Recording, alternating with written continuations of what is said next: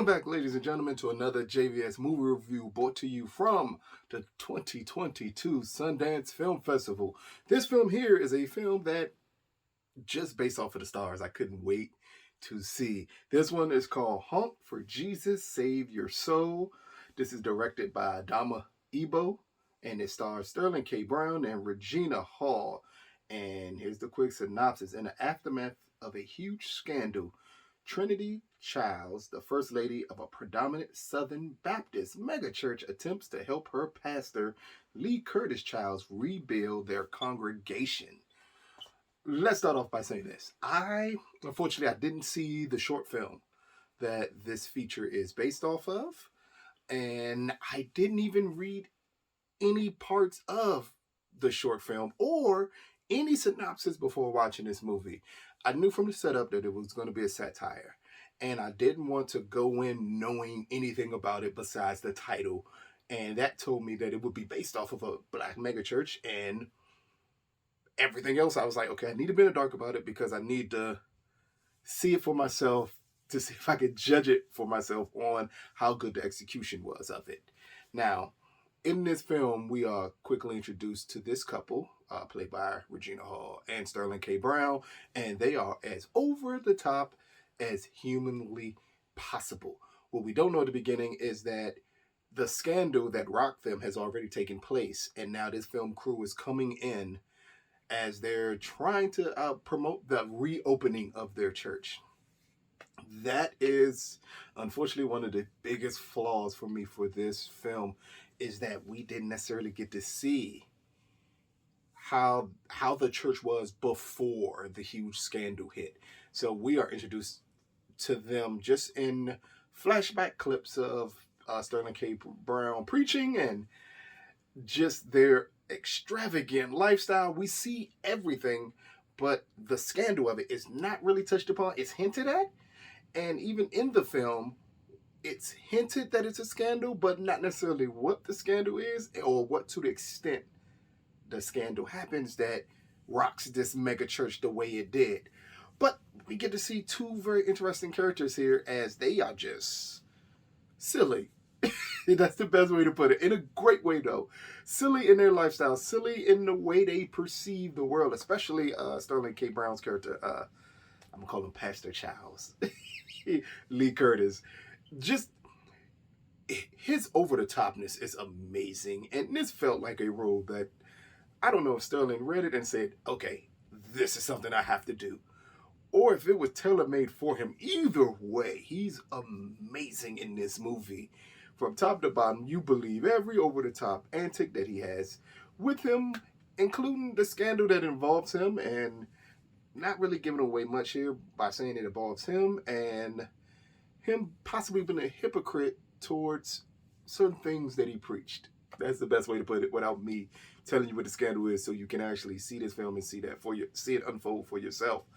And then we have Regina Hall, who plays this amazing woman who you see she's doing everything humanly possible to not only be supportive of her husband, but to understand, like, we need this as a family. I need this to find something else to focus on. That's what it feels like in this film. And again, it works wonders. She is the best thing in this movie, hands down. She is great as Trinitie Childs in this film. And every little scene we see her in, whether it be hat shopping, whether it be just her talking to this invisible person who is interviewing them for this documentary.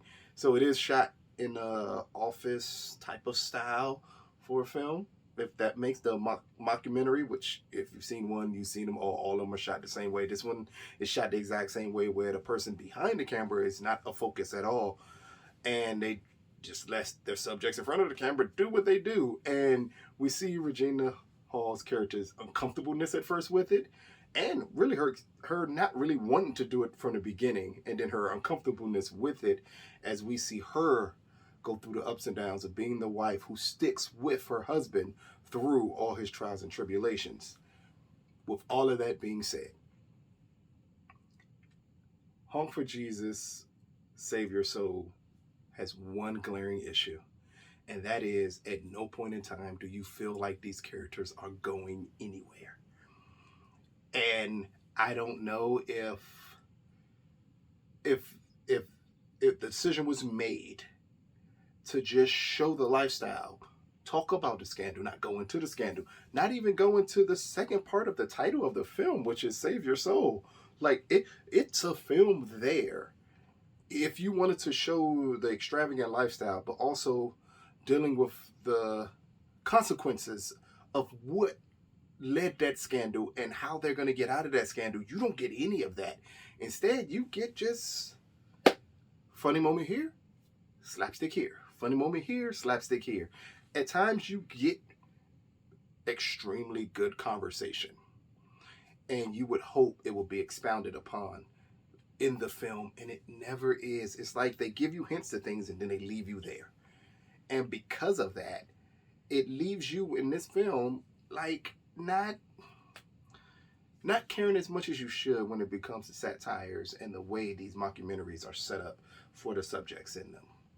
Like you understand everything Regina Hall character is going through. You understand the plight of SterlingKBrown's character, Lee Curtis, in this film, but you never see it fully developed into a point where you're like, wow, this is gonna blow my mind.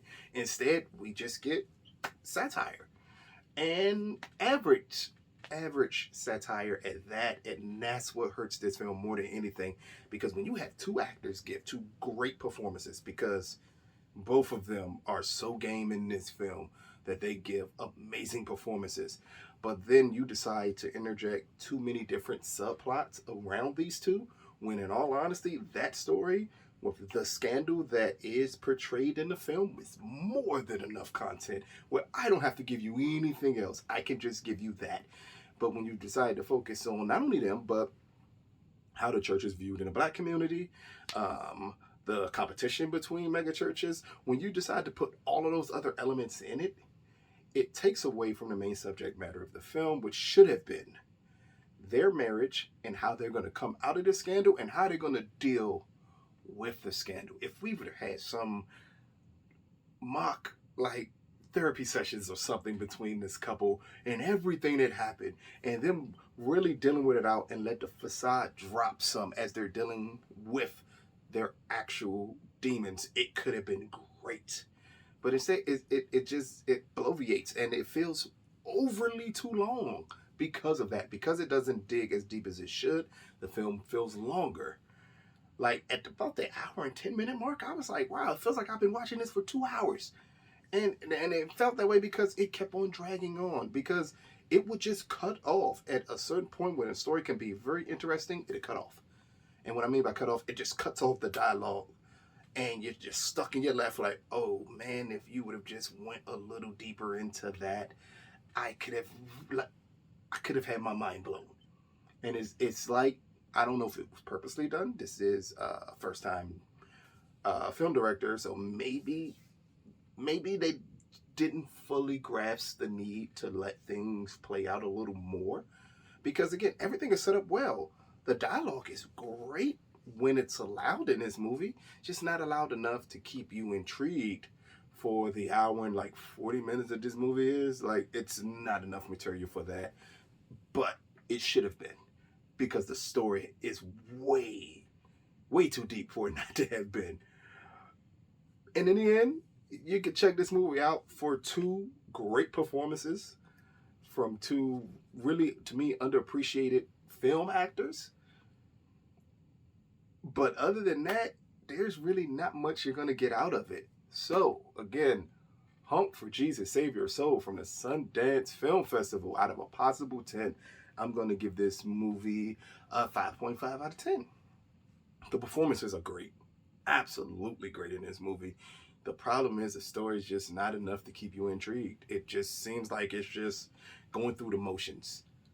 And because anyone who sees this movie, when the subject matter hits you, you're gonna say, wow, this movie could have went a completely different way, still interjected a lot of humor in going that completely different way and becoming a better, deeper film. And instead, it stays as surface level as humanly possible. And because it does, you're stuck with a film that, while still satisfying from the acting perspective, it just lets you down everywhere else. This has been another JVS movie review. Peace, people.